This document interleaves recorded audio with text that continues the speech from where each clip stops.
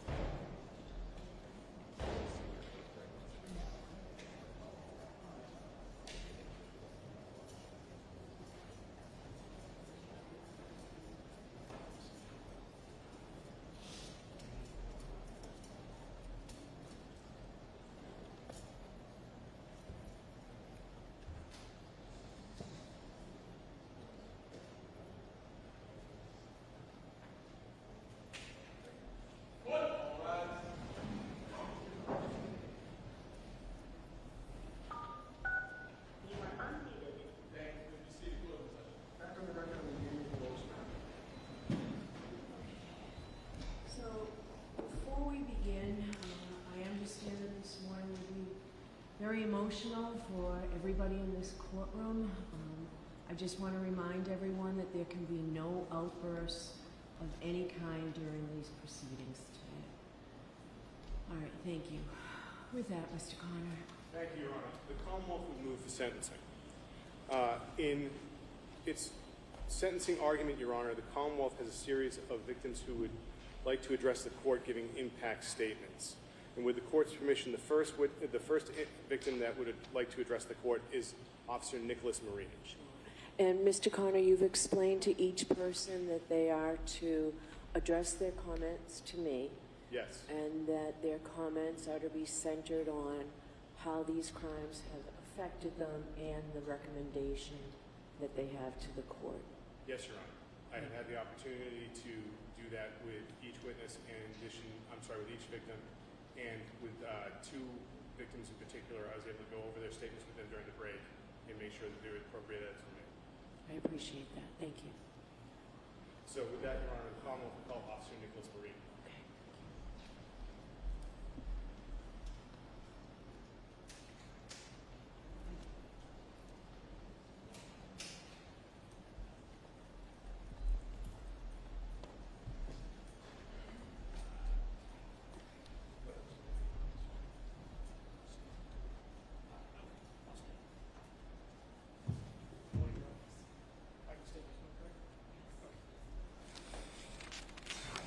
No. Your Honor, July 15, 2018 is a day that will forever be burned into my memory. It was a day that ruined the lives of countless people. A wife lost a husband, 2 children lost their dad, parents lost a son, and a brother lost a brother. And the Weymouth police lost a brother in blue that day. It was a day that altered the future for so many, myself included. The people we were on July 14th were forever lost. As a police officer, we take an oath to serve and protect.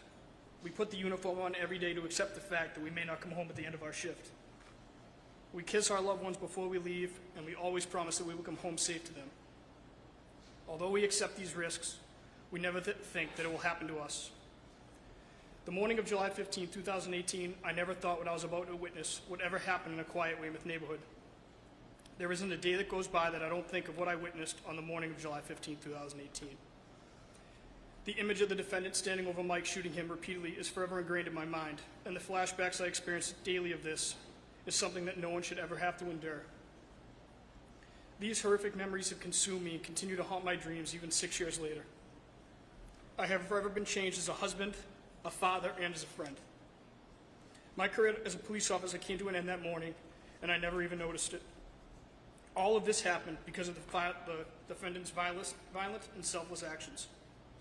I have personally never been able to get past what occurred that morning, and I ask myself every day what I could have done differently to alter the outcome of the events that day. There isn't a day that goes by that I don't feel guilty about arriving there a moment sooner. It makes me sick knowing that years ago I invested time and effort to helping out the defendant when I could, giving him rides and being a friendly face to play basketball within our old neighborhood. I ask myself, what if I got there a moment sooner? Would a familiar face have stopped him from committing this heinous act of violence? I guess in the back of my mind, I never thought he was capable of that. I hope he lives the rest of his life in pain, knowing that he took the life of a police officer who was simply doing his job, and the life of an innocent elderly woman who was frightened by the sound of gunfire in her quiet little neighborhood on a Sunday morning. While I know I'm beyond fortunate to be here physically, I know that part of me died on Burton Terrace that morning because of the defendant. The hatred I will have forever for him is immeasurable. I want to thank the jury for all coming together and giving everyone the verdict that was deserved. Your Honor, I ask you to impose a sentence that ensures he spends the rest of his life in prison. The violence he committed on July 15, 2018 warrants that he lives out the rest of his life behind bars. Thank you.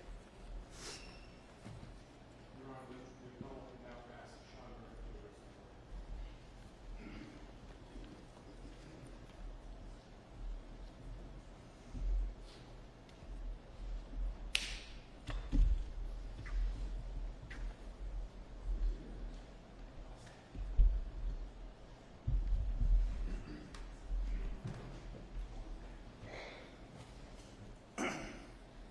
On July 15th, 2018, at around 6:30 in the morning, I was texting with Mike Chesnut about a call that we had been together earlier in that shift. Little did I know that would be the last time that I would speak to him. What I really didn't know was that an hour from that very moment, we would run into a man that would change our lives forever. I remember hearing the call come in over the radio that an accident had occurred on Main Street, and then the operator fleeing the scene on foot. I was assigned to the opposite side of town and wasn't dispatched or even supposed to be involved in the incident at all. Something in my gut told me that I should start towards the area and help out with the search. I relived that moment. I turned onto Tower Terrace and saw Sergeant Chesnut's cruiser further down the hill at the bottom of the street. Thinking this was just an ordinary fleeing suspect, I thought about having some fun with Mike and driving up right behind him. I thought better of it at the time, but now not a day goes by that I don't replay that in my head, wishing I made a different decision and was right behind Sergeant Chesnut when he found the suspect on Burton Terrace. I know in my heart that if we had encountered the suspect together, that things would be different. Either we wouldn't be sitting here at all, or Mike would be sitting next to me under much different circumstances. Instead, I came around the corner a few seconds too late to find him standing over Mike and shooting him in the face. I can't drive a car to this day without seeing that image. Sorry. Flood my brain and see it over and over again. I wish every day that when I shot through the windshield that the bullet hit him in the head rather than the knee, so Mike's family wouldn't have to endure the hell of the last 6 years. After that, he went on to shoot a defenseless woman who just happened to be looking out the window to see what was going on in her quiet little neighborhood. In my 18 years of experience as a police officer, I firmly believe that he was waiting to ambush us as we searched for him. Instead, Vera died protecting us. That's another fact that I struggle with every day, knowing Vera took a bullet meant for one of us that morning. Only when he figured out that he had no more bullets did he decide to come out into the open and give himself up? I wish that when he came around the corner with Mike's gun raised above his head, that he had pointed at us so that we could have delivered the 15 rounds of justice that he deserved that day. I also have to live with knowing that for a split second I thought about shooting him anyway. But I didn't, and that's what separates me, Nick, Kevin, and every other honest police officer in this country from the likes of him. I know that we were the lucky ones to walk away from that horrific scene that day, but I can speak for all of us that a little piece of us died right there with Mike. I haven't been the same person since, and I know that I will never be the guy from July 14th, 2018. I'm happy that the jury did not buy the insanity defense, and they did the right thing by convicting him. Hopefully he will spend whatever is left of his miserable life in jail, and he'll never see the outside again. Thank you. Your Honor, I have been asked by Ms. Adams' family, particularly Ms. Jennifer Terry, to read a statement to the court. To the Honorable Beverly Cannoni, Vera Adams was a wife, sister-in-law, an aunt, and a great friend. She loved meeting up for coffee or tea with friends and family to catch up and throw around new renovation ideas and that she had been thinking about. You could always walk into her home and she would have a warm smile on her face and love the time that you took to visit with her. Losing a family member in a high-profile case is difficult in and of itself, but having to relive the case over and over again has been gut-wrenching. Our family has a sense of relief knowing this matter will soon be over.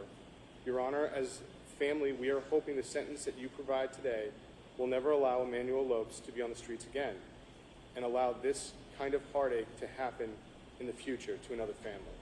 Signed, Jennifer Terry. Also from Ms. Adams' family, Your Honor, is Ryan Punteri, who would seek to address the court. Okay, thank you.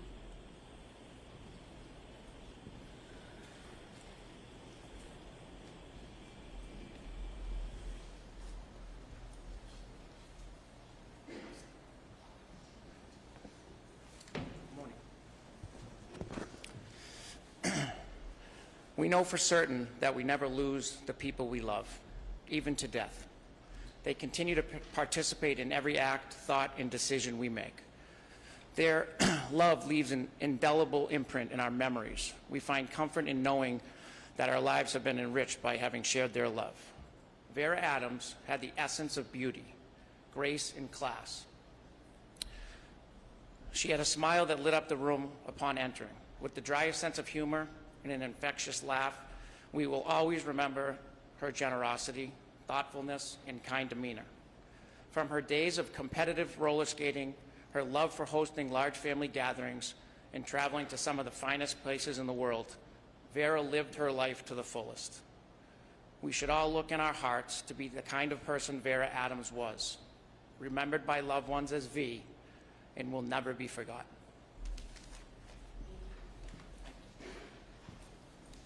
Your Honor, the Commonwealth will then now ask Michael Chesna's mother, Marion Chesna, to address the court. Does she want anyone with her, Mr. Connor? I believe that her husband, Charles, will join her.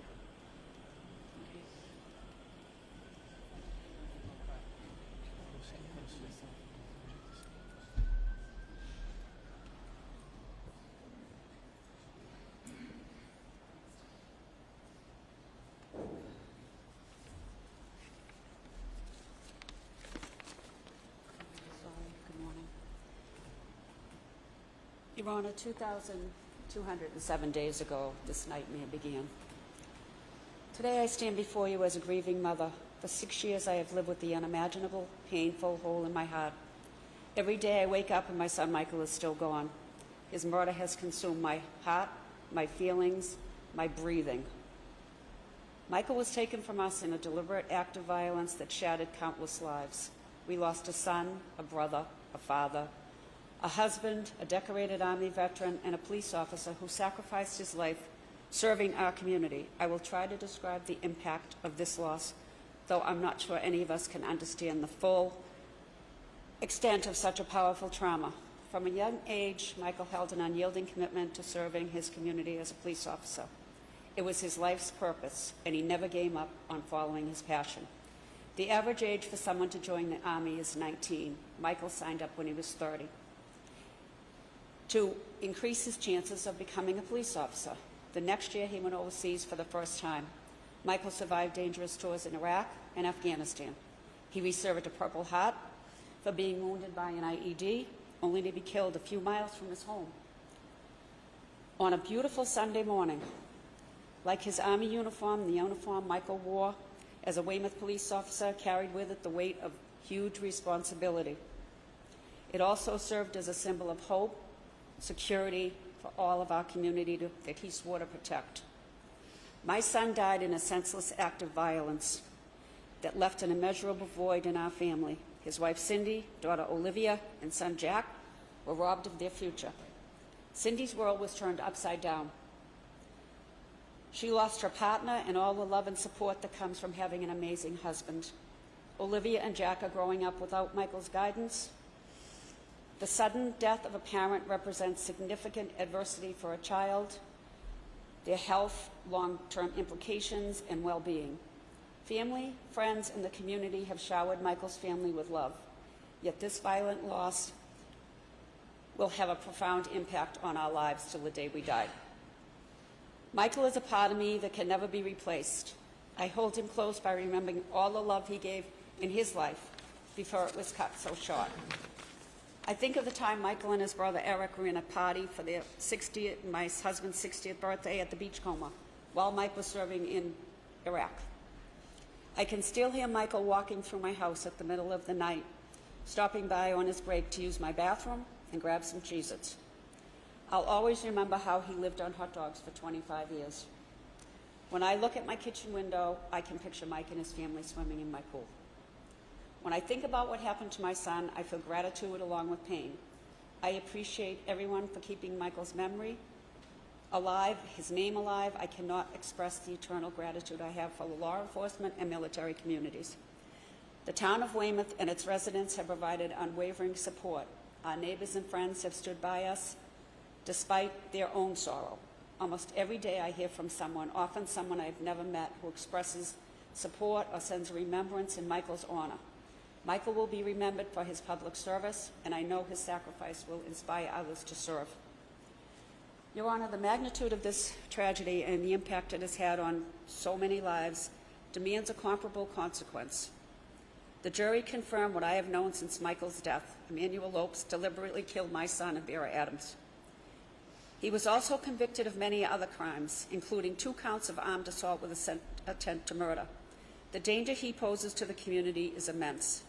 Accountability in this case matters not just for Michael and Vera, who are now tied together by this horrible crime, but for all of us.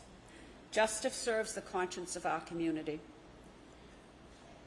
The crimes were atrocious and cruel. They were executed.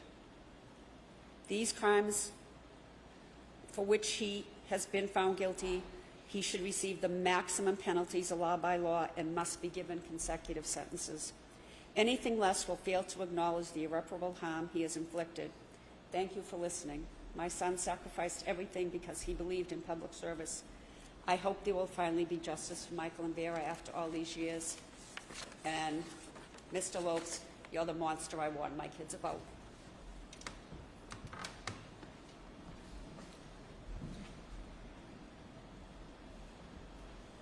Your Honor, the final person to address the court on behalf of the Commonwealth would be Cindy Chesna, who has impact statements from herself, her son Jack, and her daughter Olivia.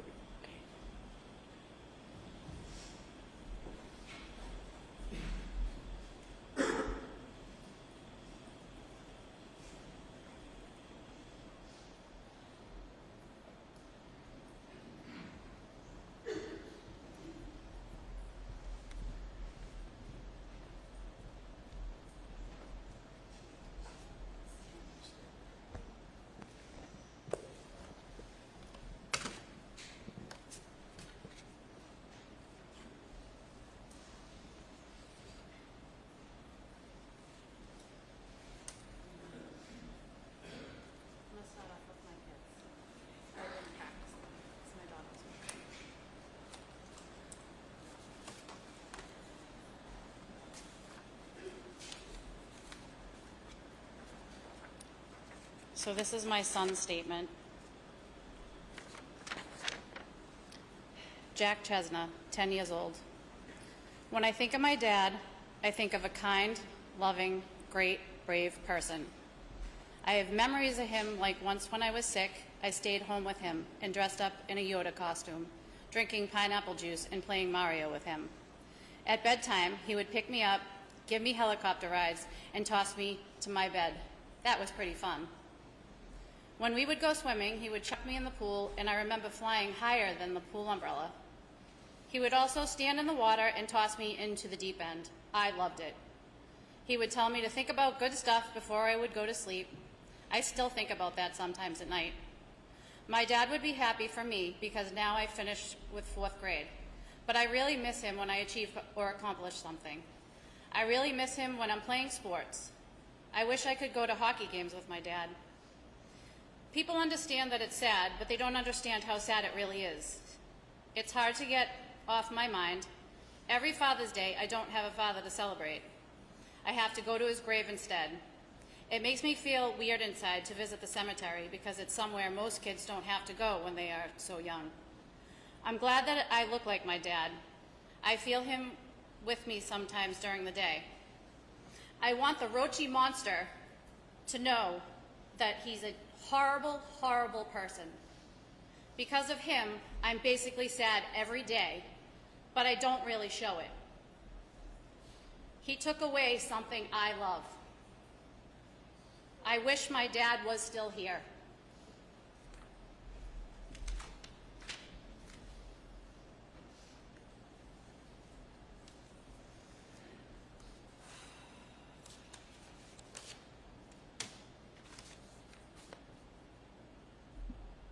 Olivia Chesna, 15 years old. My dad was taken from me on July 15th, 2018, in the line of duty. It was the worst day of my life. He went to work like any typical day. While he was performing a selfless action, he met someone who took his life and his future with his friends and family. My dad wanted to be a police officer in the town of Weymouth to give back to his community and to help others around him. He was and will always be my hero. He wasn't my hero for his job or how he died, but for his character. My dad was always there for me. He would go swimming with me in the summer. We would play with my toys together for hours. He named his truck with me. He would take me to Comic-Con, and we would watch movies together all the time. As I've gotten older, I've become much more interested in sports, and it makes me miss watching sports with him. My dad did countless things to make his family and friends happy, but we had a strong friendship beyond words.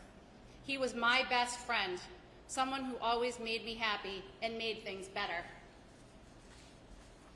I was 9 years old when my dad died. When it happened, I started to be afraid that something would happen to me because I had lost my sense of security. I became anxious and afraid if the door was unlocked or if I was alone. Everyone told me it was okay to be upset, and I knew that, but I didn't want to focus on what hurt me the most, so I deflected instead. I focused on helping my family grieve and stay together, strong. I didn't want to feel a tidal wave of grief, so I avoided it. But as I've gotten older and learned what it means when someone dies, it has become harder to stay strong. I knew I wasn't going to see him again, but I would always kind of hope he would come back. I didn't think about it because it made me uncomfortable.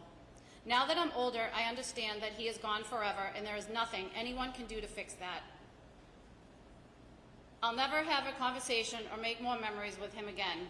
Our future together is gone. Every time I go to visit his grave, I'm reminded of that.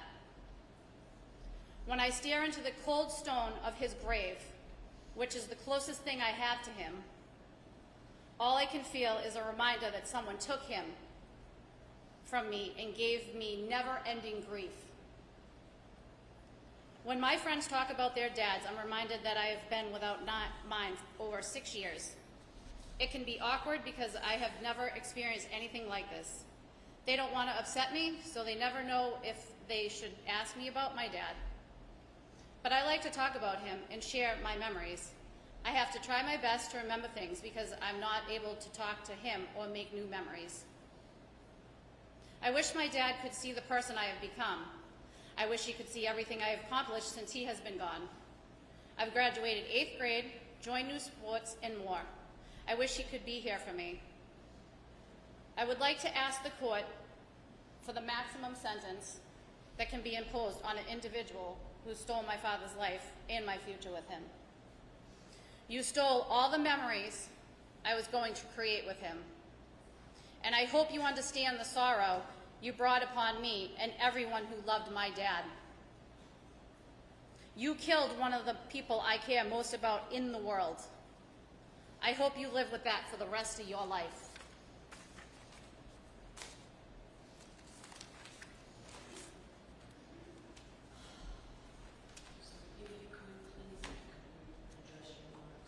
Yep.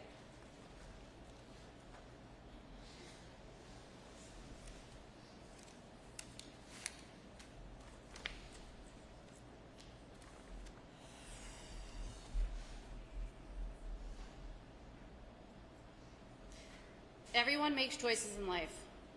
Mike chose to live a loyal and dedicated life in service to his country, to his hometown of Weymouth, and to his family and friends.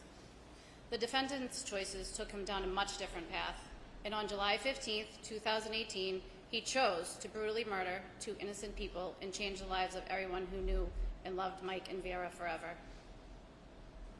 Saturday night, July 14th, 2018, I kissed my husband goodbye, telling him to be careful like I did every night he went to work. Sunday, July 15th, I woke up on a beautiful morning without a cloud in the sky, never imagining that my husband was being brutally murdered and our family was being shattered. It was the worst fear of every family whose loved ones chose a life of service. In the blink of an eye, Mike was gone. My husband served 2 tours of duty in Iraq and Afghanistan and survived an IED explosion, only to be gunned down just a few miles from his home, knocked out with a rock and shot with his own service weapon by a coward who stood over him while he lay unconscious, unable to move and defend himself.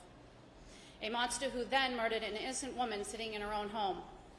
I will never understand how anyone could do that to a human being. I will never understand such evil. We've all heard twice every violent, graphic detail of how Mike's life ended. He has become known to so many for how he died. That stops today. Now I get to tell you the impact of how he lived. Mike Chesna was a beautiful person inside and out. He was a protector. Everyone has heard that he was a police officer and a Purple Heart and Bronze Star decorated Army veteran. He came home from war bearing the signs of battle and quietly handed me his medals to put away. He was humble. He didn't seek praise or recognition. He was just doing his job. And those were the jobs he was proud to do. He was a true hero. But he was so much more than that. He was a husband, father, son, brother, uncle, brother-in-law, nephew, cousin, and my best friend. Those are the roles that mattered the most to him. The photo that has been used to represent Mike for all these years is him as an officer, not as the real Mike we saw every day. He was funny and kind-hearted, and he loved his family above all else. Thankfully, my children got these amazing qualities from their dad. They absolutely adored him. But in 2018, their childhoods and sense of security were abruptly destroyed when I had to look in their sweet, innocent faces and tell them their daddy was never coming home, that he had met a bad guy at work. I was constantly asked if a bad guy was coming to get them too. The devastation inflicted upon my children by the defendant is beyond what I could ever fully articulate. Their pain and loss is immeasurable. Without mercy or leniency, he sentenced 2 innocent children to a lifetime without their hero. Olivia, who was 9 years old at the time her father was murdered, was Daddy's special little girl. He was crazy about her from the moment she was born, 10 weeks premature, her tiny head the size of his watch face. They were a pair. They loved sharing special moments together, like going to Comic-Con, swimming, watching their favorite shows, especially Scooby-Doo and the movie Frozen, and getting ice cream. They even named his truck together, the Black Pearl. He loved to take her out on adventures in it. She remembers those times with her dad, so she'll always have that piece of him. But as time passes, it has become harder for her to remember his voice and to know what he would say to comfort her when she was sad. He has already missed so much, and he will miss so much more. He will miss her first date, her first heartbreak, teaching her to drive, seeing her go to prom. He will not get to walk her down the aisle or share a father-daughter dance at her wedding. So many of her moments ahead will also carry the weight of the devastating loss. Those moments she should get to share with her dad have been taken from her. Jack was 4 years old when his father was murdered. The chance to make everlasting memories with his daddy was stolen from him by the defendant. It's a void that impacts him deeply, but he does remember helicopter rides at bedtime, going on the Haunted Mansion ride with his daddy at Disney World, and Mike's nightly reminder to always think about good stuff before he goes to sleep. He loved to laugh and wrestle with him, but Jack knows that he is not like most children his age. His dad cannot coach him in sports, teach him to shave, how to drive, talk about girls, or how to tie a tie. He doesn't have the benefit of having a male role model in our home on the good days and bad. Mike was ecstatic to have a little boy. He was looking forward to doing all those things for his son. But he didn't get to pass on his love for New England sports teams or the Simpsons like he planned. He never had the chance. Recently, Jack decided he wanted to learn to play hockey. Mike would have been thrilled. He was crazy about the Bruins, even taking me to a game on our first date. It would have been his dream come true to share that with his son. He would have had so much fun teaching Jack to skate, practicing after school, and cheering him on at games. Instead, Jack had to teach himself, skating alone in our driveway without his dad there to show him how it's done and to catch him if he falls. This is our reality every single day for the past 2,208 days. Every moment, big and small, is filled with what could have been, what should have been. We can never escape the consequences of the defendant's actions. Even the most joyous occasions are forever tainted. On holidays, along with trying to keep family traditions and make happy memories, we visit the cemetery with homemade cards and decorations. My children have to bring a tree to their dad's grave to spend Christmas with him. Olivia and Jack were so young when Mike was taken from us that they fully couldn't process it. But with each year that passes and every milestone he misses, I can see the sadness and feel their devastation as they absorb the truth that their dad is really never coming back. As their mother, I am constantly aware of the ways this has impacted my children's mental health. Olivia holds the weight of the world inside her. Behind her beautiful eyes, as blue as her dad's. She carries enormous grief, confusion, and anger, but she's never lets her feelings out. My son cannot contain his feelings, struggling with severe anxiety about his safety and the safety of people he loves. He doesn't let me in another room without yelling to me to make sure I'm nearby. He worries that we aren't safe in our own home and longs for the security and protection of his dad's presence. My children did not deserve to have their childhoods marred by trauma. They should be spending their days doing normal activities, not scheduling around therapies necessary to cope for their loss. They should not have to carry this burden or live with these fears, but the defendant made the choice to bring violence into my family's life. Olivia and Jack are paying the price of his heinous actions, and sadly, they will every single day for the rest of their lives. Mike was my person. We built a beautiful, private life together. He was calm, even-keeled, and devoted. We had so much fun. He made me laugh every day. People would tell us we should have our own reality show because he loved to tease me and get a rise out of me, and I fell for it every time. He was a creature of habit. He ate at Wendy's so often they memorized his order. On his way home from his fourth night of work, he picked up his favorite snack, black and white Half Moon cookies from White's Bakery, where they nicknamed him Half Moon Man, and a gallon of milk, even if we already had an open one in the fridge. He listened to sports radio all the time when he was home. There was always a game on TV. He lined our shelves with history books and memorabilia from his favorite movies, shows, New England sports teams. What I loved most about Mike was that he was completely genuine. He would give anyone the shirt off his back, figuratively and literally. I recently was reminded of a time on one occasion on his daily trip to the gym when a friend told him he liked his Wounded Warrior Project jacket he was wearing, and Mike took it off right there and gave it to him. Mike was understanding and compassionate. He was endlessly patient with me, always respectful and accepting of my quirks. We planned a family trip to Disney in the spring of 2018, but I was too nervous to fly. As always, he encouraged me to face my fears, to take risks, and live each day with no regret, but I still wouldn't get on the plane. Instead of calling off the trip, Mike went out and bought me a new car so we could drive there instead. He told me everyone deserves a new car in their life. I am so thankful that he made that happen for us so that we could experience Disney as a family of 4, because 3 months later he was gone. We loved our life together. We were a team. I don't have that anymore, and I miss it more than words can express. I miss his companionship. I thought he would still be making me laugh when we were old together. But instead, at 39 years old, I was a widow and a single mother navigating through my own trauma and grief and learning to live without him, while trying to maintain normalcy for my 2 children who were also grieving. It sometimes feels impossible. I genuinely did not know if I could survive what the defendant did to my family. I struggled for a long time. I couldn't watch TV, read the news, or listen to the radio for fear that I would have to relive the details of that day. I wouldn't let my children do any of these things either, because I didn't want them to know the horror of what happened to their father.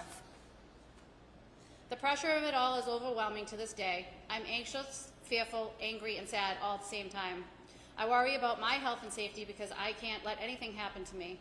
I am the sole decision maker and protector for my kids, no longer having the benefit of looking to my husband for partnership and guidance. Without warning or time to prepare, I was forced to learn how to do everything myself. It took 17 months before I was able to return to the home we shared. For 5 years, I did not touch anything in his man cave. Everything stayed exactly how it was when he left for work on July 14th, 2018. I struggled to part with things he touched because they were all I have left of him. To this day, I have some clothes in a Ziploc bag so I can keep his smell. Even simple things like going to dinner at a restaurant Mike and I used to go to brings an ache that I will never adjust to. He is everywhere and nowhere. We have waited 6 long years for this moment. It has been pure torture to sit through 2 trials, reliving the worst days of our lives in excruciating detail, listening to people try to justify or excuse the defendant's actions. My children feared for their safety every day because they didn't want me to be in the same room as the monster who killed their dad. They are sad that I even have to look at him, but they are also proud of me for being able to stand here today. They are the reason I am standing here today. I'm standing for them, for Mike's parents, who lived the unspeakable horror of having to bury their child. I'm standing for Mike's younger brother, Eric. I'm standing for Vera Adams. I'm standing for Nick Marini and Sean Murphy, and all the officers who ran towards danger that day. And for Billy and Amy McGinnis, who put their lives at risk to try to save my husband. I'm standing for every Weymouth police officer and emergency responder who answered the call that day. We are all victims of the choices the defendant made, and the extent of the damage she caused us all can never fully be known. Olivia, Jack, and I survived these past 6 years by leaning heavily on our faith and our amazing support system. We have withstood the agony and uncertainty in waiting because until this moment, this case has been all about the defendant. But that chapter closes today. He gets no more of our time or our energy. As a family, we have run through all the emotions. We have been brought to our knees with grief and anger and loss. But know this, we are also brave, resilient, and getting stronger every day. I have learned so much about myself and my ability to persevere. I am stronger than I ever thought I could be. I am so proud of Jack and Olivia, and Mike would be too. Because in spite of what the defendant did to them, they are kind, loving, and deeply compassionate children. They are survivors in every sense. Now it is our turn to focus on healing and embracing the life ahead of us. We are moving forward the way Mike would want us to. I want the defendant to know something that I hope he reflects on for the rest of his life. On July 15th, 2018, my husband would have helped him if he had just made a different choice, one I know he was fully capable of making. One simple, different choice would have changed everything. That day in the hospital, I laid across my husband's dead body, covered and bandaged to preserve the carnage the defendant inflicted and the valiant efforts of everyone who tried to save Mike. I looked at the face I loved so much and into the one eye that remained open. And I swore that I would take care of our children and raise them the way we had planned. We had vowed to each other in sickness and in health and until death do us part. That day when we were parted by death, I made one more vow, that we would get him justice. I am eternally grateful that the jury in the second trial has given me the peace of fulfilling that promise. When the verdict was read, it felt like the weight of the world was lifted off my shoulders. I cannot give my children their father back. They are always going to live with the grief that I can't fix and the pain that I cannot heal. But I can ask the court to help me give them the only thing I can, the comfort of knowing the monster who murdered their daddy will never walk free. Please give my children the peace of knowing they won't ever have to face the killer who destroyed their childhoods and changed their lives forever. Give the defendant no leniency because he gave us no leniency. Because my husband made the ultimate sacrifice, we will spend the rest of our lives trying to pick up the pieces. I ask the court to impose the maximum possible sentence. I have never uttered the defendant's name, and I never will. That would be a waste of my breath. Because he is nothing, nothing except living proof that evil does exist. After today, no one will remember his name. My children and I and the rest of our family will go on. We will leave this courtroom free from the burden of waiting for the trials, the sentencing, and for justice. We will never forget the love and support that has been shown for us these past 6 years from our family, friends, and from communities around the country. It has been the light that has carried us through darkness. We will pay it forward, and we will always remember and honor the people that this has truly been about. Vera Adams and Mike Chesna. Thank you.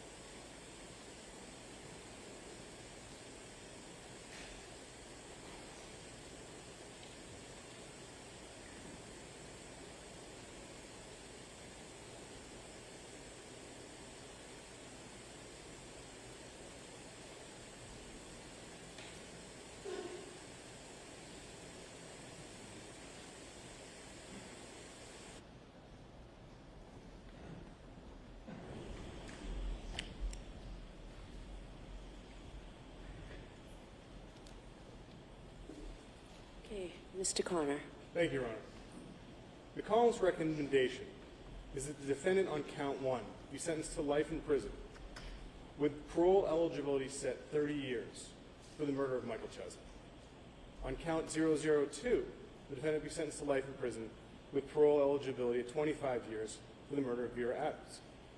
The Commonwealth is asking that these sentences be served consecutively. The reason for this recommendation is that there were 2 distinct and separate murders. The recommendation is not designed to minimize the other criminal activity, but rather put it in context. When you examine counts 008, 009, and 010, leaving the scene of property damage, the reckless operation of the motor vehicle, and the use without authority of the Cronin car, those are essentially one series of events that occur all at the same time, resulting in those 3 misdemeanor charges. The Commonwealth is recommending 2 years in the House of Correction on each of those charges to run concurrent with each other on count 001, the murder of Michael Chesney. Where the defendant has been in custody for 6 years, those sentences would be deemed served. On count 11, the malicious destruction of the Kendall window, it is also a misdemeanor and occurred before the attack on Sergeant Chesney. The Commonwealth recommends 2.5 years in the House of Correction to run concurrent with the murder of Michael Chesney. This would also be deemed served. Shortly after smashing that window, the defendant began his attack on the police, starting with Mike Chesney.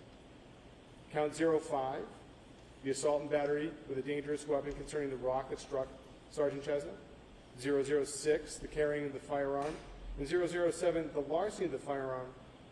Those events all led to the murder of Michael Chesney. The murder could not have occurred but for those events, and consequently the Commonwealth recommends 5 years in state prison on each of those offenses to run concurrent with 001, the murder of Michael Chesney. Those would also be deemed served. It is important to look at the circumstances around the murder of Michael Chesney. Initially, the radio transmission that was heard by this court, reviewed by this court, Sergeant Chesney is heard right before his murder. And it does not display an angry individual, but the victim simply broadcasts that he has encountered the defendant on Burton Terrace. According to William McGinnis, the only thing that was said by the victim was drop the rock. Sergeant Chesney also was never seen pointing his firearm at the defendant. After being hit with the rock, Sergeant Chesney fell to the ground and lied there motionless. The defendant then picked up Sergeant Chesney's own gun. It went off, striking the rear of Sergeant Chesney's cruiser. He did not have to pick it up, but he did. He knows it's now a working firearm. He does not have to use it, but he will. According to Mr. McGinnis, he took a stance over the victim and shot at him 8 times. 4 times he shot Sergeant Chesney in the head. 1 time he shot him beneath his ballistic vest. He could have stopped before each shot. He did not. This was not someone who shot someone from a moving car as if it was a drive-by shooting or shot their victim just once in the head to make sure that they were dead. He took several shots to make sure the defenseless victim was dead. This alone cries for the maximum penalty allowable, which is life in prison with parole eligibility set at 30 years. The Commonwealth recognizes that all those other acts led to this event and should be punished concurrently. The shootings at Officers Murphy and Marini with the intent to kill were also in the same series of events as the murder of Sergeant Chesney.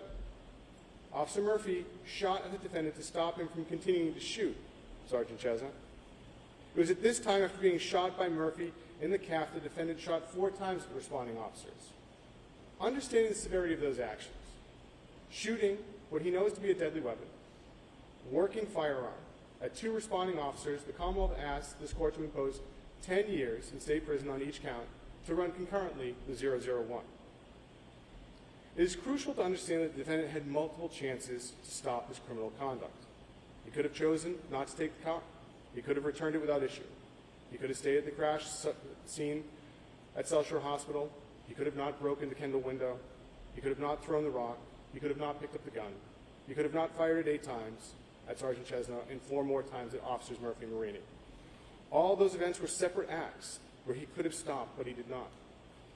His final act, the murder of Vera Adams, deserves a similar analysis. The court should note that this is a separate event and should be punished separately. After trying to kill Murphy and Marini, the defendant fled the area with Sergeant Chesney's firearm. You heard about the heroic events of officers and civilians at Burton Terrace and how they tried to save Sergeant Chesney. But what you also heard was the actions of the defendant during that time. How he fled through 3 backyards, climbed over a fence, and passed a large picture window at 91 Torrey Street, encountering the 77-year-old Vera Adams. Pictures from her home showed that her living room television was on, and there was food on her kitchen table. That early sunny Sunday morning, she was alone in her home, and one can infer she was drawn to her porch by the noise outside. She stood in front of the same window that the defendant was fleeing by. The window was closed. She was not a threat to the defendant. She could not stop him from running. His escape could have continued. He had numerous opportunities to make better choices, and instead he chose to shoot at Miss Adams while she stood behind the window in her home 3 times until the gun had no more bullets. He hit her twice, and he killed her. This was a different victim, in a different situation, at a different address, minutes apart. So it requires a different punishment. This murder requires an additional life sentence to run from and after, consecutively to the other criminal conduct. This should not be minimized with the minimum sentence for second-degree murder, where he had already killed Sergeant Chesa and tried to kill officers Murphy and Marini minutes before. It deserves the maximum punishment allowable, and that would be parole eligibility would be after serving 25 years. This sentence should run consecutively from the sentence of the murder of Sergeant Chesna, and as a result, the parole eligibility should be set in the aggregate of 55 years. The defendant has placed his mental health as a major factor at this trial and in his sentencing. The Commonwealth proved beyond a reasonable doubt that his mental illness did not affect his ability to appreciate the wrongfulness of his actions or conform his conduct to law. The defendant has supplied 5 affidavits from clinicians. They are not subject to cross-examination. However, Drs. Cataldo and Flood testified at the last trial. The jury did not adopt their opinions when it came to criminal responsibility. When it comes to the defendant's mental health, the Commonwealth does not have the same access the defendant does not have the same access to the defendant as defense counsel. However, in the access it did have, Your Honor, by reviewing thousands of pages of records before and after July 15, 2018, having him psychologically tested, having him evaluated, it was clear that he was not a person with a major thought or mood disorder, but instead a person who had an antisocial personality disorder and borderline personality disorder. Dr. Baranowski also noted that he showed signs of borderline personality disorder in her recent testing, a disorder that he could have for the rest of his life. In formulating the recommendation, the Commonwealth took guidance from the Superior Court's best practices for individualized evidence-based sentencing. When sentencing, it states that the judge is called upon to express society's condemnation of the offense by sanctioning the offender, to incapacitate him to protect the public, to deter the offender and others from committing like offense, and to rehabilitate the offender so the risk of future criminal behavior is reduced. To begin with rehabilitation, the Commonwealth provided the court with a history of this man. The court can see how he was given chance after chance, yet his behavior became worse. When at the houses of corrections, he was still in altercations. While at Bridgewater, he still acted out in a destructive manner. Also,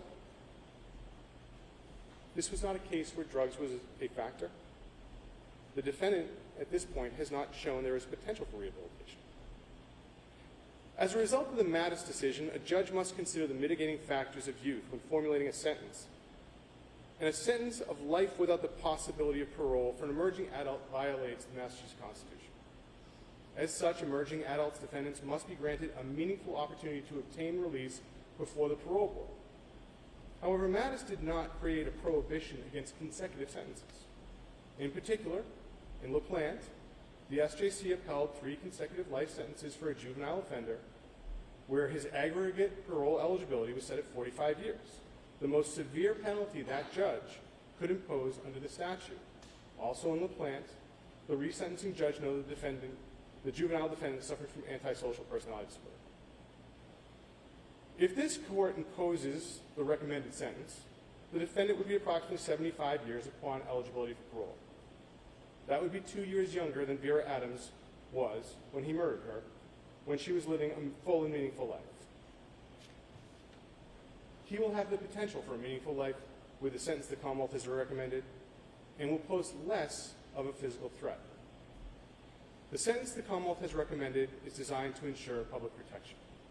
This defendant had become, at the time of the offense, a low-level drug dealer. He was on pretrial probation. He had a history of fighting with the police and fleeing. His social media posts and his mother detail a dislike of the police. Finally, his actions on July 15, 2018 show how much anger and hatred he had for the police and his potential to act on it. A lengthy incarceration is required, where this man turned those who protect society into the hunted. The recommendation is also designed to deter. There were 2 murders in this case at 2 different addresses. Ms. Adams was 77 years old and in her home at this time. Sergeant Chesney was merely responding to a scene and was minutes away from ending his shift. Neither person was a threat. Neither murder was won out of revenge or to settle a score, but were done out of anger. Consequently, a significant sentence is required to deter the defendant and others from such criminal conduct. Lastly, this sentence recommendation is made in contemplation of retribution. Over the last 6 years, while this defendant has been charged with taking 2 lives, the victims' families have not been heard. Instead, they came and watched. However, today they were heard. They have made their request for the strongest possible sentence, one in line with the Commonwealth's recommendation, one that will incarcerate the defendant for an appropriate amount of time for the enormous harm he has caused. Vera's family lost a beloved aunt who was an inspiration.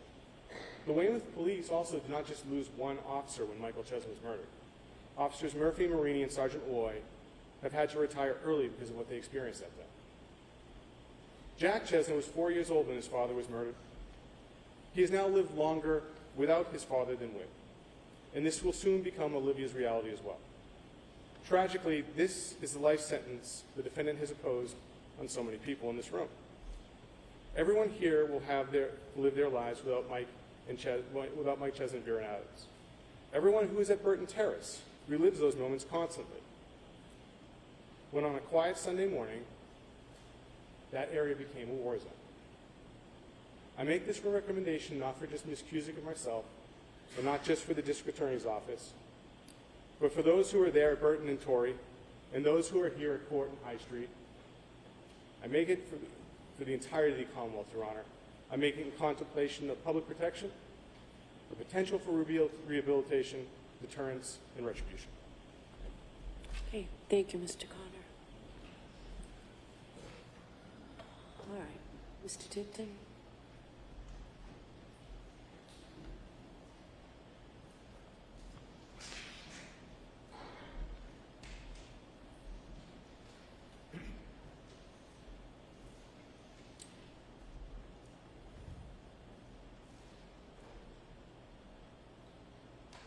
As in any case, it's very hard to listen to the heartfelt and sincere victim impact statements.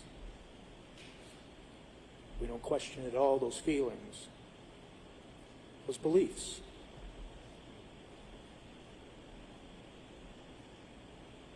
Mr. Lopes authorized and permitted us to tell the first jury and the second jury. This was a case about a tragedy. This was a case about heroes, the officers involved, Sergeant Chesney in particular. In all the 6 years that Mr. Lopes has been held, since July 15th of 2018, he has never once uttered, and there's nothing in any record, and we are talking about thousands of pages of records, both from Suffolk House of Correction, Norfolk House of Correction, Middlesex House of Correction, Bridgewater State Hospital. Never once has he said something pejorative or accusatory of the police. Never once has he blamed the police. He has told Dr. Edersheim in her Rule 14 evaluation, and I paraphrase now, that he is sorry. That he feels like a shitty person, his words contained in her report. That he thought people were trying to kill him.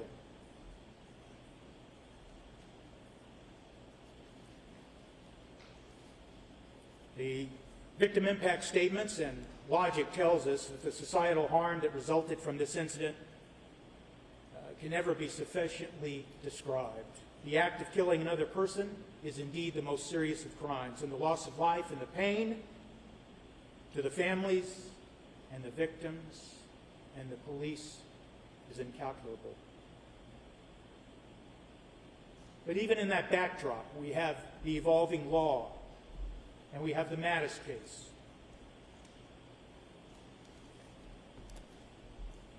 And as I argue today, and not repeat everything we said in our 60-page memorandum that cites the law and fact and attaches 5 expert reports, and I will touch upon those, but I will not dwell on them because I understand this court's practice and has always been to read everything that's submitted and not just read it, but to try to understand it and to consider it.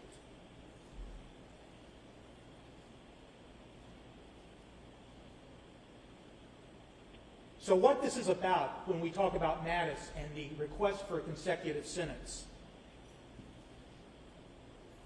is exactly what Justice Kofker said in her concurring opinion. We should not defer to the legislature when it recognizes the distinctive characteristics of an 18 through 20-year-old defendant at issue and treats them differently from those 21 and over in many ways, but then disregards those differences for our most severe criminal punishments. That's not the ranting of defense attorneys. That is of a Supreme Judicial Court justice concurring in the decision of Mattis.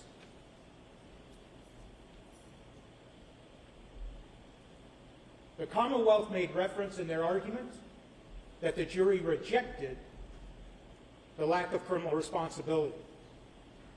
We will never know exactly what in fact they rejected, but we know that they were instructed, as every jury is in criminal responsibility, that regardless of mental illness being present, once they make that determination, they then must go on and determine whether it substantially impaired a defendant's ability to appreciate the wrongfulness of his conduct. And we don't know what this jury actually determined. We know the note that we cite in our memorandum raised questions about people disagreeing about what the particular diagnosis was, and they asked for an instruction on psychosis. The court refused to give them an instruction on psychosis, and then some days later we had a verdict. But I say that not in rejecting, for purposes of this sentencing hearing, not rejecting the second jury's verdict. I bring out this fact because in Kita, the justice writing that decision long ago pointed out that the criminal responsibility defense fails all the time, even where the government has the burden. And that's just an observation. We also know, and the Commonwealth just cited to the Supreme Judicial Court's best practices, we know that Justice Gant, in authoring those practices, said that the blameworthiness, and we cite this in our memorandum, the blameworthiness of defendants can be mitigated by an acknowledgement of their responsibility and by the circumstances of the case that may not have arisen and given force to a full defense. And that was actually cited, that same statement was cited over 20 years ago in a case that we cite in our memorandum. And that is why I stand here before the court on behalf of Mr. Lopes and say that, yes, he was found guilty. And the issues involved in the trial will be litigated appropriately on appeal. But for purposes of today, it's the circumstances of his mental illness that we implore the court to also consider. And it's the circumstances of his history, dating back to where he was of young age. We're talking 5 or 6 or 7 years old and experiencing hallucinations, experiencing auditory and visual hallucinations, and being hospitalized. And I'm not about to go through 4,000 pages of treatment records, because this court listened and read, as did all the experts that submitted affidavits and reports in support of Mr. Lopes. And what is it that they said? They said the same thing, but in different ways.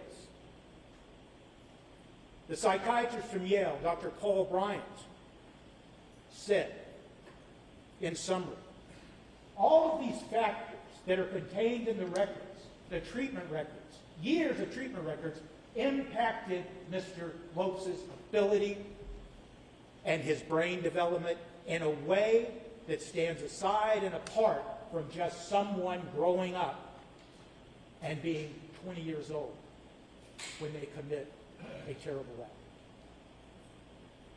Dr. Frank D. Cataldo said the same thing, and Dr. Frank D. Cataldo, who testified in this case and was very familiar with the records and interviewed Mr. Lopes, said the same thing in his very scientifically based affidavit that spans over 8 pages, I believe, concluding in part that he, Mr. Lopes, was more compromised than just your regular or your normal 20-year-old emerging adult.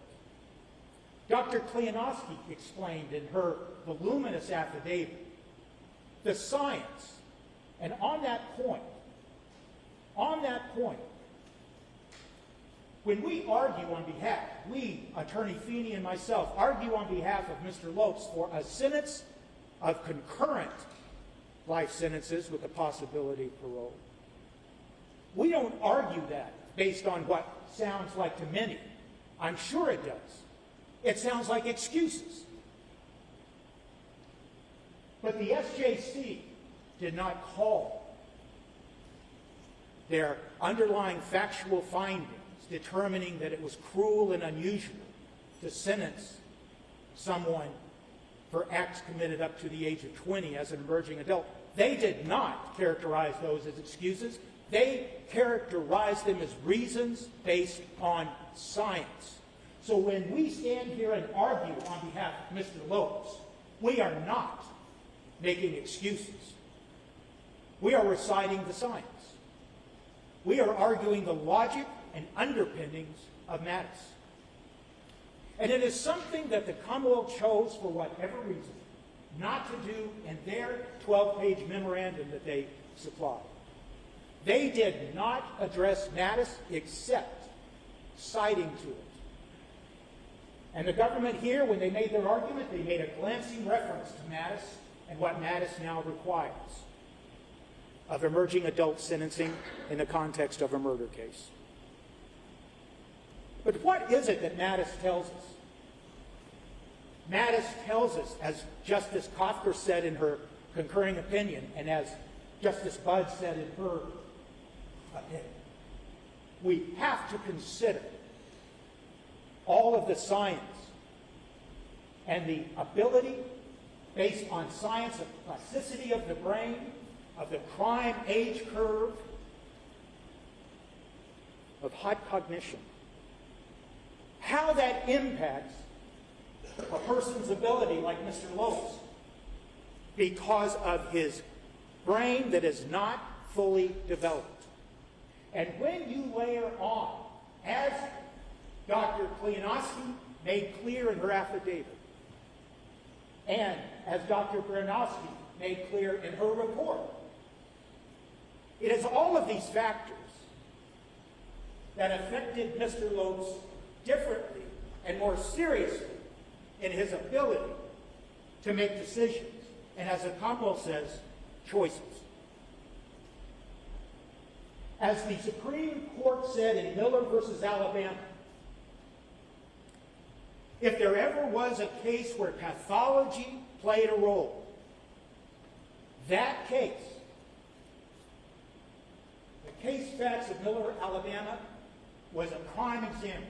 And that's what we argue here today. The pathology that's documented in thousands of pages of records help explain the conduct. To this day, and as Mr. Lopes had told Dr. Edersheim, Dr. DiCataldo, his memory is that he was shot first. We know, based on the eyewitnesses, that probably just could not have happened. But as Dr. Klianowski explains in her affidavit, it's that brain development and that encoding that goes awry when somebody's brain is not fully developed. And then you layer on the history of mental illness, and you layer on the use of cannabis since an early age. These are not excuses. We're not here arguing that since this person, Mr. Lopes, consumed drugs, that his conduct should be excused. It is another reason why he should not get consecutive sentences. It's another reason why, as Mattis says, as so much of the case law that we cite, did he have a meaningful opportunity for parole. His parole eligibility, we've asked for 25 years parole eligibility. On the indictment, he was found guilty of it, Sergeant Chestnut. And we've asked for 15-year parole eligibility concurrent in the death of Ms. Adams. It will be approximately 2 decades before Mr. Lopes ever appears before the parole board. It's not that he's simply getting, under our recommended sentence, 25 years. He's getting 25 years of commitment in state prison, a place he's never been before, and then he has to go before the parole board. And it's up to them.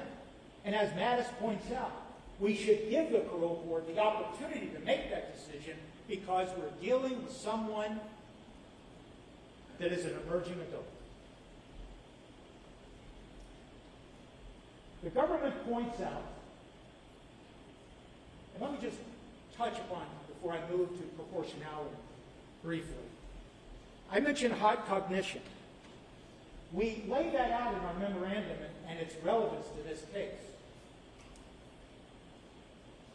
Dr. Klianowski makes reference to it, but Dr. DiCataldo makes more reference to it in his affidavit. Why is it important? Because the hot cognition issue referenced in Mattis applies to Mr. Lopes and what occurred that day. And when the government talks about poor choices, we're talking about someone who has a history of mental illness.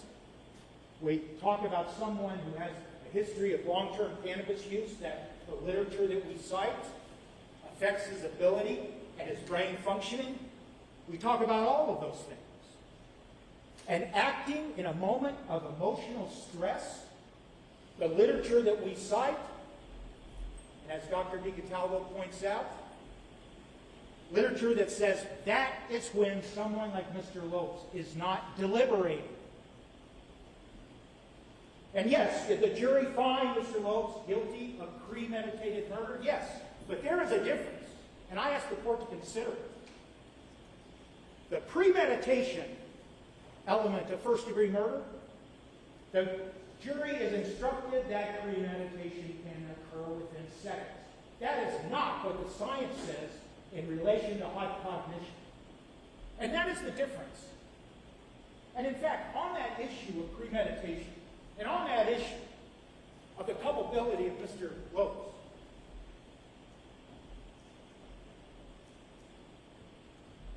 there was no planning here. There's no evidence at all of any planning. He took no weapon to Burton Terrace when he came out of the forest into a stranger's neighborhood.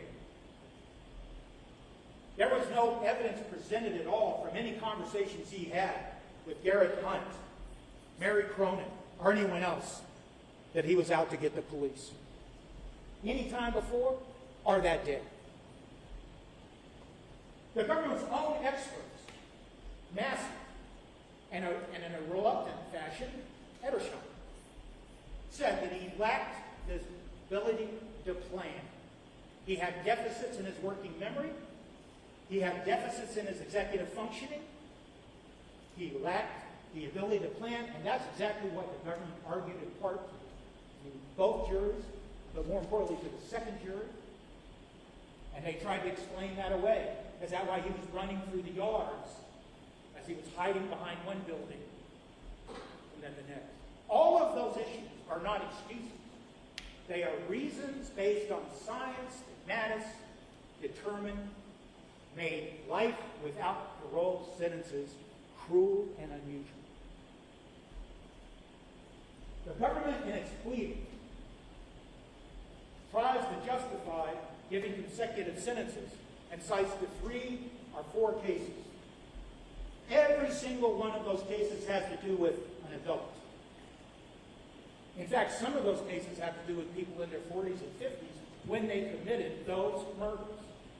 And every one of those murders that received consecutive sentences, they were absent issues of mental illness or criminal responsibility.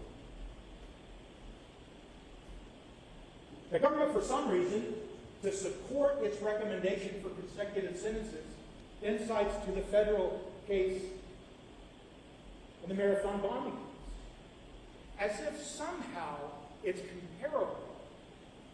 But that's not what Cephalonus says in determining proportionality. And that's not what the case law says. The case law says you must not only consider the facts of the case, but you must consider the individual.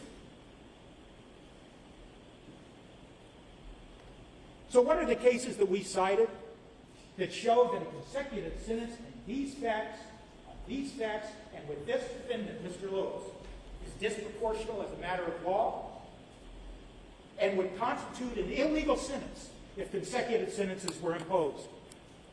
The government made passing reference to Commonwealth versus LaPlante, a case that has been described in the opinions as the worst case there is. Why? Because in that case, a young person had been breaking into homes in the neighborhood, had already broken into the home where the killings occurred once before, went back. A pregnant mother living there caught him. So what did he do? He raped her. Then he killed her. Then her 2 children came out of the back room and he killed them by drowning. There was no issue of mental illness in that case. In fact, from reading the opinion, the only issue that was relevant or brought up had to do with motion to suppress statements where there was an assertion that he had been drinking, Mr. LaPlante had been drinking prior to his questioning of police.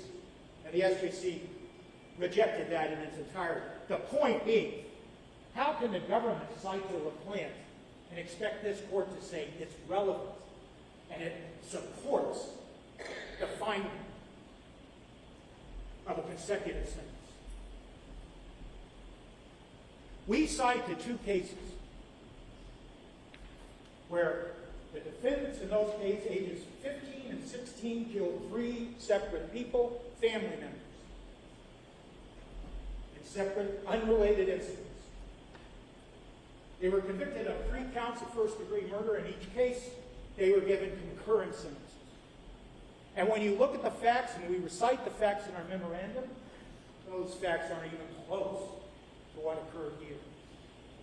And yet, those 2 defendants received 3 life concurrent sentences. The Commonwealth doesn't address any of this, any of the tripartite analysis of Cephalonus in its memorandum or if it's an argument. But the court, I know, will consider that because it has to. Because Sharma makes it clear that aggregate sentences, sentences that begin to impinge on a person's meaningful opportunity to be paroled, they must be subjected to a proportionality analysis, and that's what we did. We included a chart of most of the states of the United States and what their relevant statutes are in the context of murder, and not everybody agrees across this country that persons, juveniles, should never get life without parole. But the majority of states that have specific statutes do. And as we point out in our memorandum, the outside perimeter of those parole eligibility are primarily 25 to 30 years. There's one state that caps it at 40. The government is looking for consecutive sentences that will result in Mr. Lopes being in prison at least until he's 76. Remember, I don't mean that sounds like I'm telling the court to remember, I'm talking to myself. He's not going to get out of prison when he's parole eligible unless he demonstrates what the parole board and all of those members of the parole board believe, that he's not a danger to society any longer, that he's rehabilitated, that he shows the progress that's needed.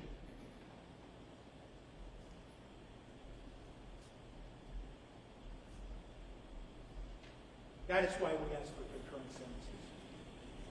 We cite to the Social Security Administration data. We cite to the Center for Disease Control data that shows that basically someone like Mr. Lopes, his life expectancy is right around 74 years of age. We cite to the research literature that shows that for every year in state prison,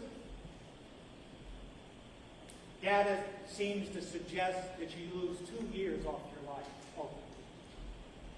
We cite to over 6 cases across the country in support of our proportionality argument that a sentence of parole eligibility that comes close to someone serving 40 or 50 years is tantamount to a life sentence. And yet the government wants this court to impose a sentence that requires a minimum of 55 years before he's parole eligible at the age of 75 or 76. That would be unconstitutional under our Declaration of Rights.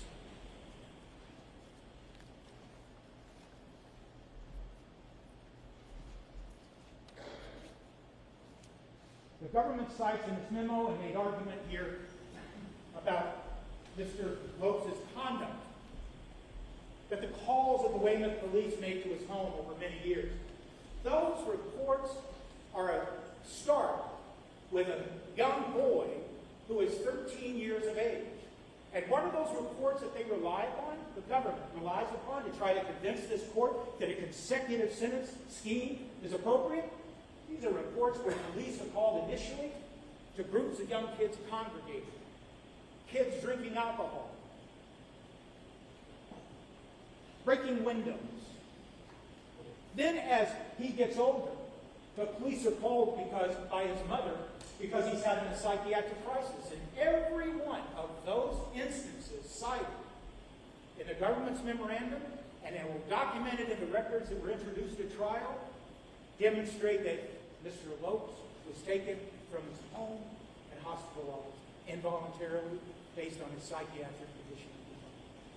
That type of conduct, Judge, I respectfully suggest, is not the appropriate type of conduct to be considered and to justify the imposition of a consecutive sentencing scheme. And while the government argued here today, just now, that there is no evidence of rehabilitation, that is not what the records show. We presented to the jury, but we also cite in our memorandum all of what we could find, at least, that was directly on point, of clinicians and other people at these various institutions talking about how he participated in programs, how he took his medication. Garrett Hunt talked about what a wonderful friend he was because he listened. Garrett Hunt talked about how he never saw him do anything violent. He did see him be verbally abusive, but not violent.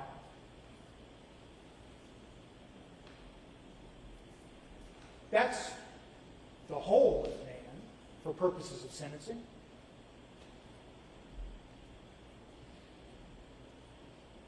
That is why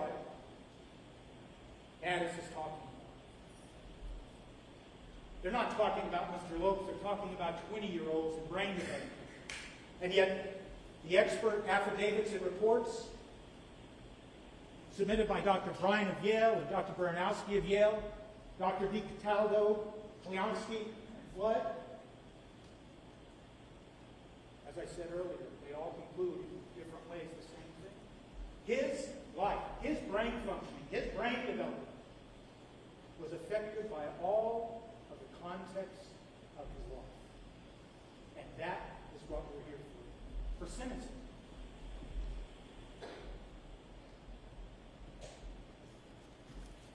Justice Gant talked about, and I already cited to it, that it's remorse.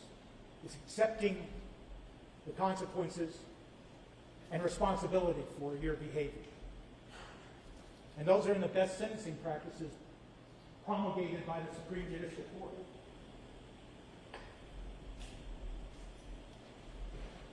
Dr. Baranowski made a conclusion based on her decades of experience that he was, and he demonstrated, he, Mr. Lopes, demonstrated his maturity, his growing maturity, his ability to rehabilitate. And she noted specifically what he said about his remorse. And she included that in her report. And based on her decades of experience as a forensic psychologist and her experience at Yale, she said to her it was genuine. And to her it was consistent with other statements he had made.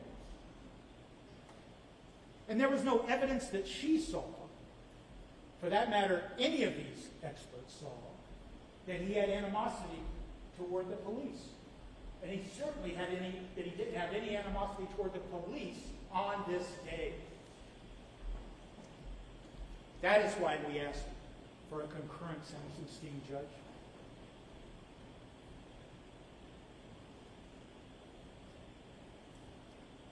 Dr. Baranowski said, based on her recent interviews with Mr. Lopes,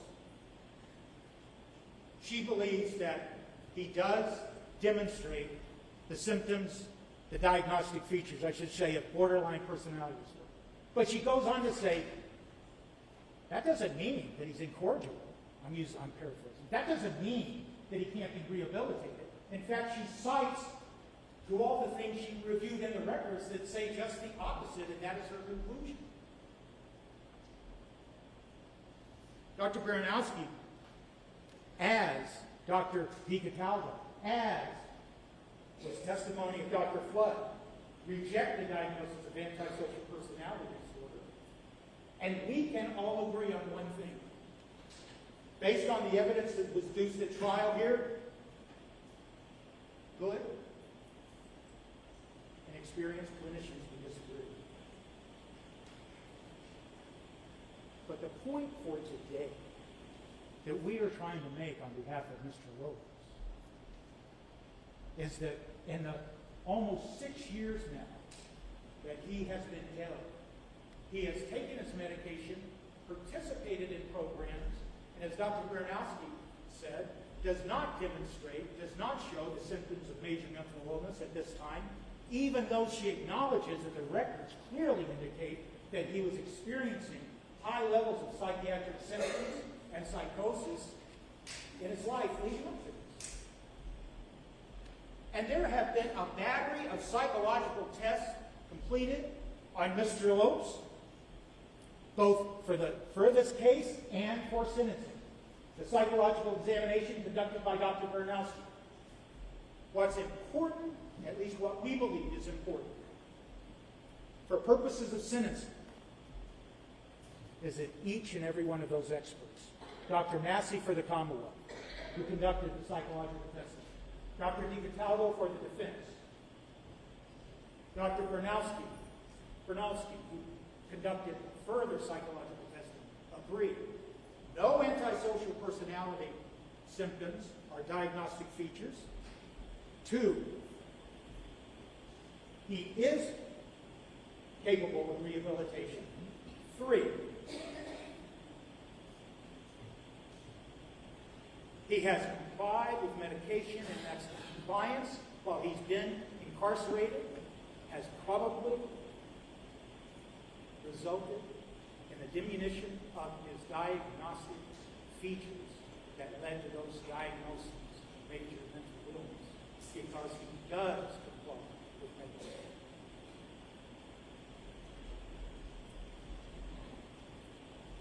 The government, and I won't go into great detail, but the government talks about his behavior as indicative of how he lived as incorrigible.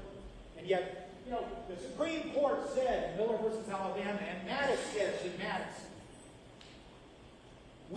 the science does not support the belief that a juvenile or now someone 18 to 20 characterized as an emerging adult are incorrigible.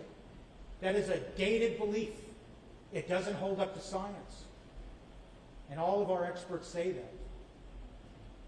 And all of the testing, including Dr. Massey, said he's normal when it comes to psychopathy. He's not a psychopath. All the testing indicated that he had high levels of psychosis. All of the testing indicated that he was neither malingering or fabricating his symptoms. What does that tell us for purposes of sentencing? Regardless of the specific diagnosis at the time,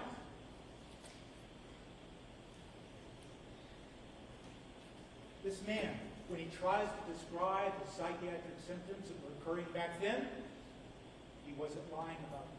He wasn't making them up. And so now we have this context of what occurred in this case. And why is that important? Because we're here for sentencing. And because we're asking for a concurrent sentencing scheme that complies with the breadth and the reasoning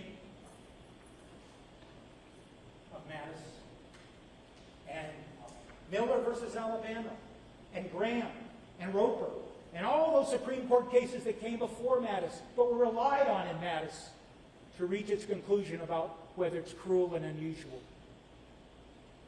And it's a meaningful opportunity for parole, not just the opportunity for parole.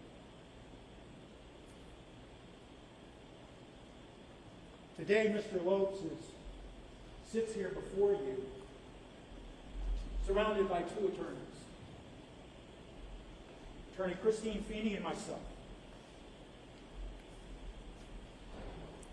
He has no family in the audience. It's not because his family is abandoned.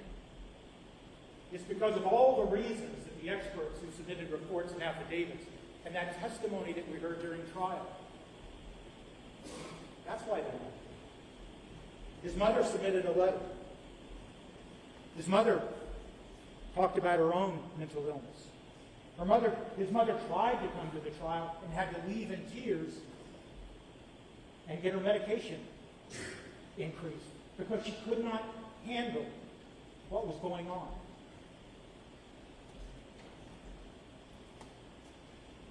His biological father left at 5 and he's diagnosed with major mental illness. He's not here.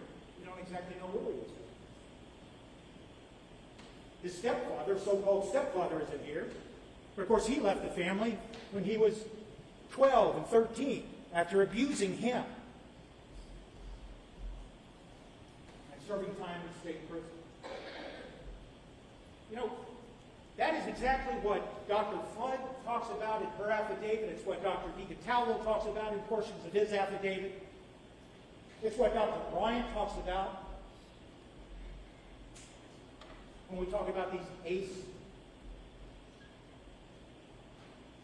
This man, now a man, 26, but not functioning like a 26-year-old, according to Dr. Bryant, to Dr. Bernowski, to Dr. DiCatallo, at least his brain isn't. But this man was raised in an environment that further inhibited his brain development. And that is not an excuse, it is a reason, and it is a reason that's relied upon by the SJC and Mattis.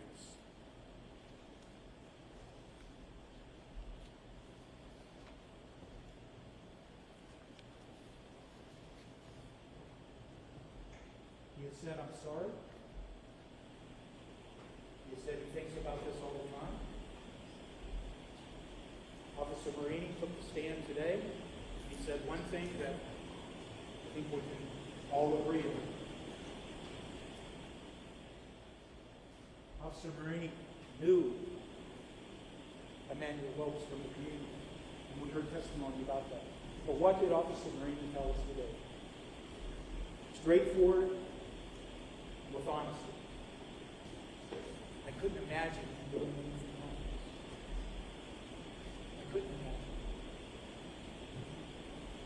Nobody. And it's because of the science.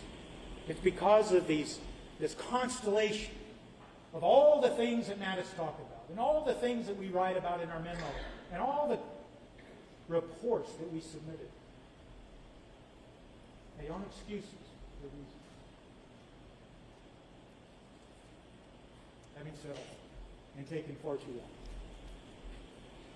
we're asking, respectfully, Judge, that in this case, based on the individual characteristics that are required to be considered, and based on, even though it appeared to be a flawed defense, maybe entirely the fault of defense counsel,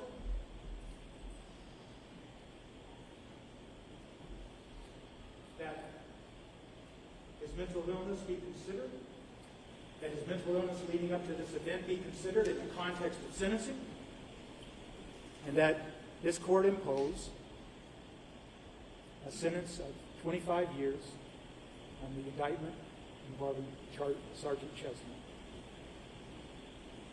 and 15-year parole eligibility on the indictment for Vera Adams concurrent. And then, as I won't go through them, but we laid them out specifically at the beginning of our memorandum, proposed sentences, all of which concur with indictment. We do that respectfully. We do not do that to degrade or take away from the personal and honest beliefs and feelings of the family and of the victims. We do that based on what Mattis tells us. We do that based on the law. We do that based on our examination of the proportionality of sentences. And finally, what the justices tell us in Mattis. There is no bright line here. The government can talk about he was only a few months away from being 21, insinuating that, boy, if this had happened just a few months later, we wouldn't be here talking about Mattis. But Mattis says there is no such bright line, and we know that the science continues to evolve, and we cited to research articles that say that brain development in a young person doesn't even come to fruition until 25 or 26. And so someday it might very well be that science tells us that you just can't send people to prison for life without the possibility of parole and a meaningful opportunity for parole when there is scientific evidence that their brain has not been fully developed. We say that for purposes of sentencing. We do not say that in any way to impeach, be honest, and difficult statements of the victims. Thank you. All right. Thank you very much. So just to be clear, what I've considered the DA's memo with the attached police reports, jail records, Bridgewater records, and social media posts. I've considered the defendant's memorandum and appendix.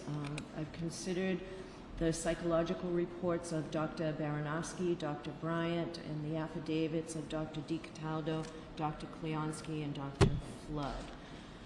I've read all of the victim impact statements and listened to the very powerful statements made here in court, but I do want to acknowledge that I also read the victim impact statement from Chief Fuller and retired Chief Grimes that was presented to me this morning. I've read the letter from Kerry Neal, the defendant's mother, that will be now attached to the defendant's sentencing memorandum and impounded. Excuse me? I don't want to interrupt the court. Okay, go ahead. We had made reference in our footnote that Mr. Lopes would like to make a statement to the court. Okay, I'll let Mr. Lopes make a statement right now. I had forgotten that. Thank you. I just want to say I'm sorry to Sergeant Michael Ches's family. I'm sorry to the Weymouth Police Department. I'm sorry to Vera Adams' family. I'm so sorry. This should have never happened. Okay. Thank you. All right. I also have reread Miller versus Alabama. I've read Dianchenko and Sepalonis again, and I spent a lot of time rereading Mattis this week. I'm aware that Mr. Lopes does not have any criminal record. I'm aware that he suffers from serious mental illness, and that at least as of June, according to the reports of Dr. Bryant and Dr. Baranowski, he's currently taking serious antipsychotic and antidepressants. I'm also aware that Mr. Lopes, through the records and the recent records as well that I've read, has expressed genuine remorse and that he doesn't minimize his responsibilities. I've considered all of this through the lens of the case law, and after considering all of the factors, I do believe that consecutive sentences are warranted here. For the first-degree murder of Sergeant Chesna, 001, a life sentence with a 30-year parole eligibility.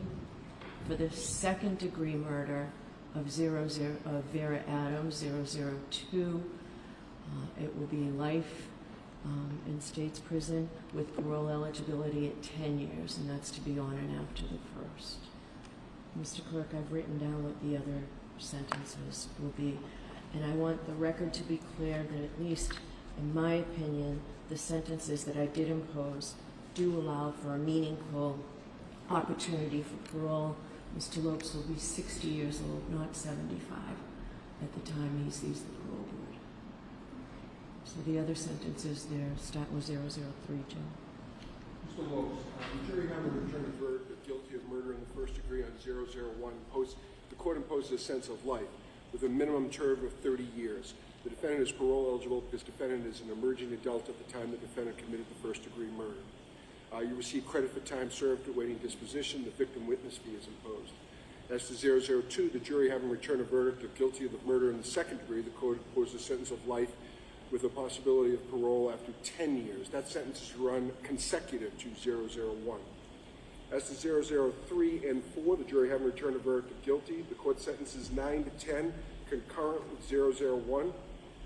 As to 005, 6, 7, 8, 9, 10, and 11, the jury having returned verdicts of guilty, the court sentences the following: 5, 6, and 7, 3 to 5, concurrent with 001, 8, 9, 10, and 11, 2 years in the House of Correction, concurrent with 001, all 005 through 011 deemed served. Okay. Thank you.